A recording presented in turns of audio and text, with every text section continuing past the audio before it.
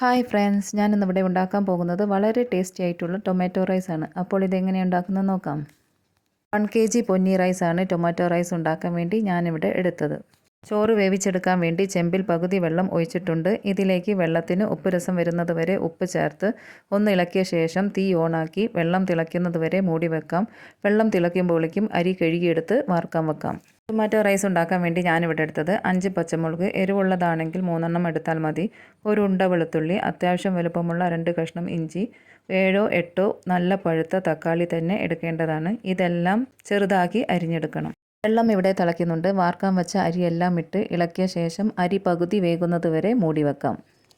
Tomato rice ഉണ്ടാക്കുമ്പോൾ നല്ല taste കിട്ടാൻ വേണ്ടി മിക്സിയുടെ ജാറിലേക്ക് ഒരു കൈപ്പിടി തേങ്ങ ചിരവിയത് 1/2 ഗ്ലാസ് വെള്ളം ഒഴിച്ച് പാലാക്കി അരിച്ചെടുക്കുമ്പോൾ 1/2 കപ്പ് ഉണ്ടാകും. ഇത് മാറ്റി വെക്കാം. അരി പകുതി വേവായിട്ടുണ്ട്. വെന്ത ചോറിൽ നിന്നും ഒന്നെടുത്ത് പ്രസ് ചെയ്ത് നോക്കുമ്പോൾ അധികം സോഫ്റ്റ് ആകാത്ത സമയത്ത് തന്നെ എടുത്ത് ചോറ് വാർത്തെടുത്ത ശേഷം ഉടൻ തന്നെ പരന്ന പാത്രത്തിലേക്ക് ഇട്ട് കൊടുക്കാം. അധികം വെച്ചാൽ ഈ ചൂടിൽ തന്നെ വെന്തു പോകും.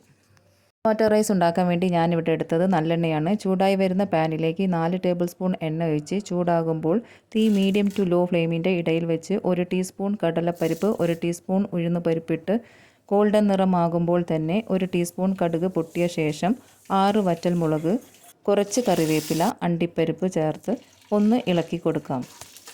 കൂടെ തന്നെ ചെറുതാക്കി അരിഞ്ഞു വെച്ച ഇഞ്ചി, പച്ചമുളക് വട്ടത്തിൽ മുറിച്ചത്, വെളുത്തുള്ളി അരിഞ്ഞതിട്ട് 10 സെക്കൻഡ് വരെ ഇളക്കി കൊടുക്കാം. ഇതെല്ലാം മൂത്ത് വന്നിട്ടുണ്ട്. ഇനി ഇതിലേക്ക് പൊടികൾ ചേർത്ത് കൊടുക്കാം. തീ ലോ ഫ്ലെയിമിലാക്കി 1 ടീസ്പൂൺ കാശ്മീരി മുളക് പൊടി, 1/2 ടീസ്പൂൺ മഞ്ഞൾപ്പൊടി, 1/2 ടീസ്പൂൺ ഗരം മസാലപ്പൊടി, ഉപ്പ് ആവശ്യത്തിന് ഇതെല്ലാം ചേർത്ത് പൊടികളുടെ പച്ചച്ചൊയ മാറുന്നത് വരെ ഇളക്കി കൊടുക്കാം. ഇതായിട്ടുണ്ട്. തീ മീഡിയം ഫ്ലെയിമിലേക്ക് ആക്കി ചെറുതാക്കി അരിഞ്ഞു വെച്ച തക്കാളി ചേർത്ത് നല്ലതുപോലെ വാടി വരുന്നത് വരെ ഇളക്കി കൊടുക്കാം. തക്കാളി ഇവിടെ നല്ലതുപോലെ വാടി വന്നിട്ടുണ്ട്. ഇനി ഇതിലേക്ക് വേണ്ടത് 1/4 ടീസ്പൂൺ കായപ്പൊടി ചേർത്ത് നല്ലതുപോലെ ഇളക്കി കൊടുക്കാം. കൂടെ തന്നെ 1/2 കപ്പ് തേങ്ങാപ്പാൽ, ഇതിലേക്ക് ആവശ്യമായ ഉപ്പ് ചേർത്ത് നല്ലതുപോലെ ഇളക്കി യോജിപ്പിച്ചെടുക്കാം. 1 മിനിറ്റ് ഇളക്കിയ ശേഷം ഉടൻ തന്നെ വേവിച്ച് വെച്ച ചോറ് ചേർത്ത് തീ കുറച്ച് തവി കൊണ്ട് എല്ലാ മസാലകളൊക്കെ യോജിപ്പിച്ചെടുത്ത് 2 മിനിറ്റ് വരെ ലോ ഫ്ലെയിമിലാക്കി വെക്കാം. അവസാനമായി മല്ലിച്ചപ്പ് വിതറി എല്ലാം ഇളക്കി യോജിപ്പിച്ച ശേഷം എടുക്കാവുന്നതാണ്. തക്കാളി സാധനം ഇവിടെ തയ്യാറാക്കിയെടുത്തു.